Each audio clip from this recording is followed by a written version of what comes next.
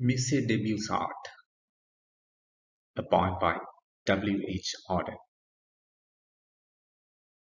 Auden is a British-American poet, a writer who was born in England, who later took up citizenship in the United States, and he has a literary career which has produced magnificent number of writings, about 400 poems, 400 essays and reviews about literature, history, politics, music, religion, and many other subjects. Musée des Beaux-Arts is the French word for Museum of Fine Arts.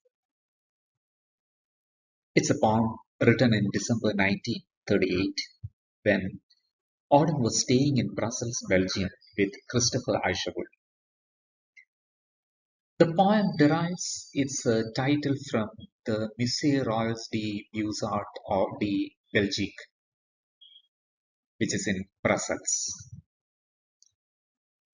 Auden visited the museum and he would have seen a number of works by or attributed to one of the old masters, Peter Bruegel the Elder.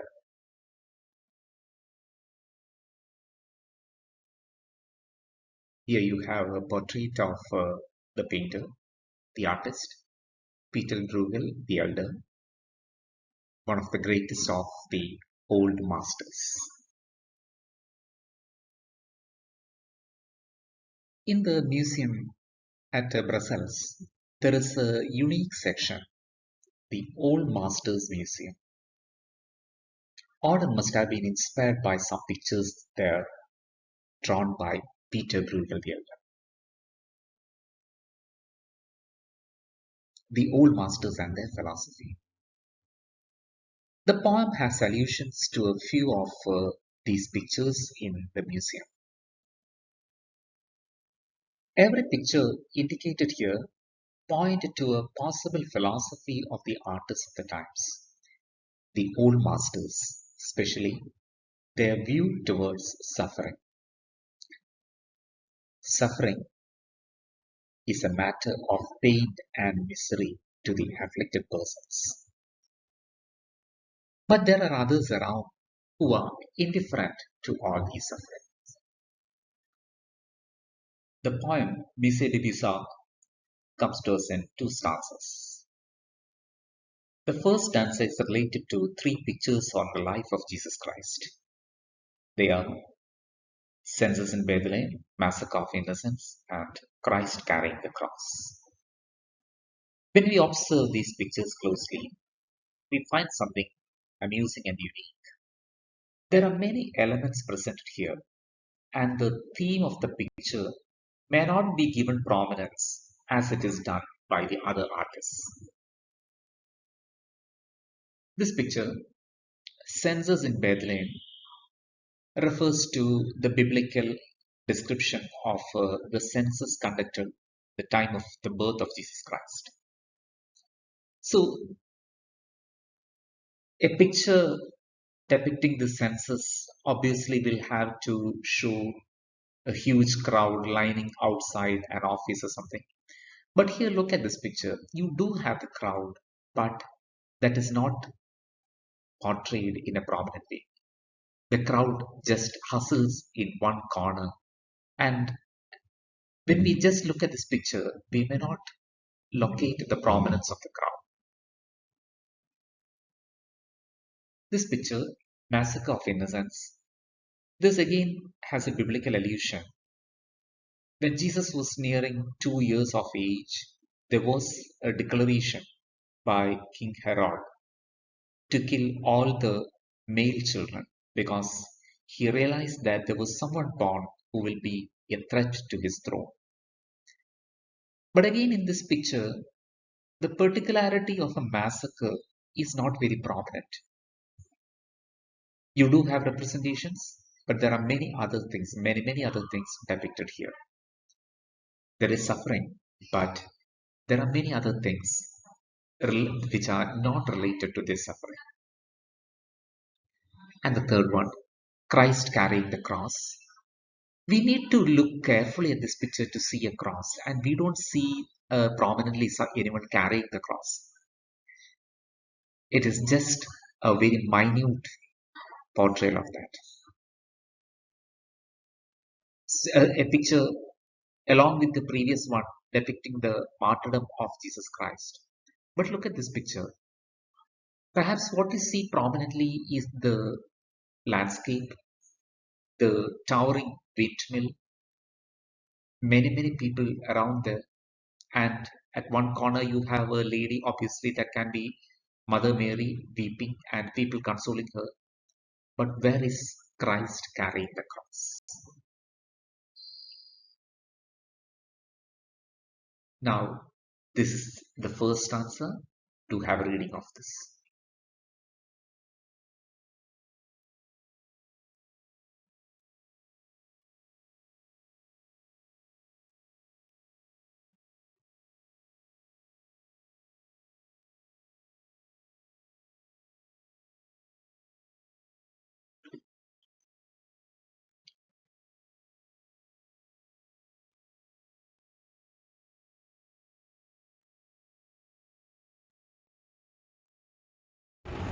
Musee de Beaux by W H Auden. About suffering, they were never wrong. The old masters, how well they understood its human position, how it takes place while someone else is eating, or opening a window, or just walking dully along. How, when the aged are reverently, passionately waiting for the miraculous birth, they always must be children who did not specially want it to happen, skating on a pond at the edge of the wood. They never forgot that even the dreadful martyrdom must run its course anywhere in a corner, some untidy spot where the dogs go on with their doggy life and the torturous horse scratches its innocent behind on a tree.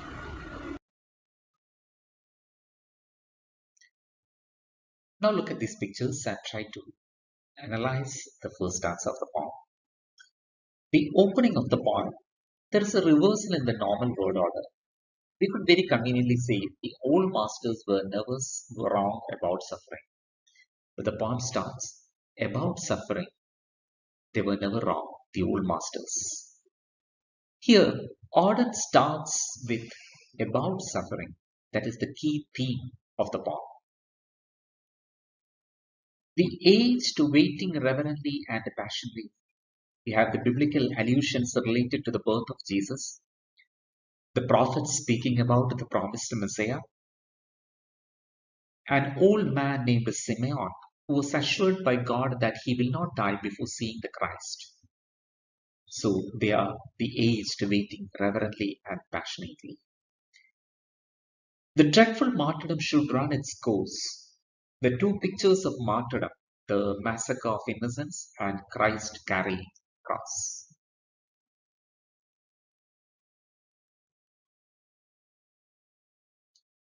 Let's move to the second stanza. The second stanza takes us to a story in Greek mythology. Here, the reference is to the picture, the fall of Icarus. Icarus is the son of the master craftsman Daedalus. The main story told about Icarus is his attempt to escape from Crete by means of wings that his father constructed from feathers and bats.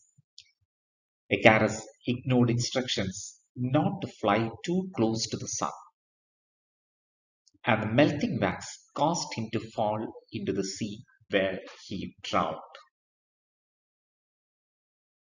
Please read through the lines.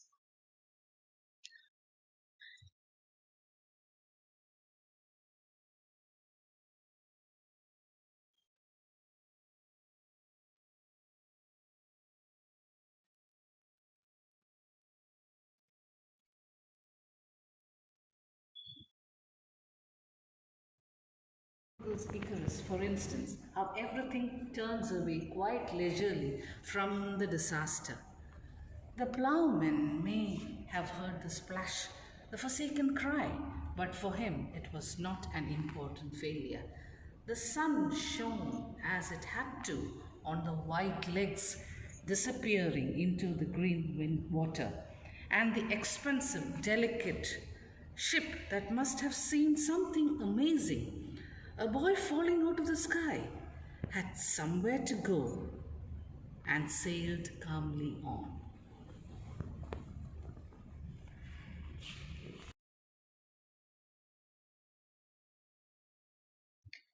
Let's observe the second stanza. Consider how this last stanza points strongly to the theme, the indifference or apathy towards suffering. How everything turns away quite leisurely from the disaster.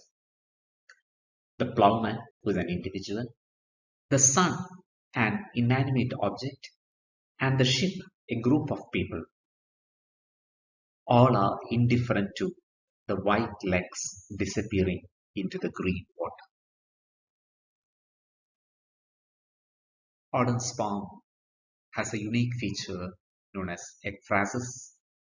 It is a graphic, often dramatic description of a visual work of art. And this poem is also noted for its use of the free verse and the theme of apathy or indifference to suffering. This is also a poem rich in imagery, especially visual imagery. Auden is successful in conveying a significant philosophy about life and the human attitude suffering. Thank you.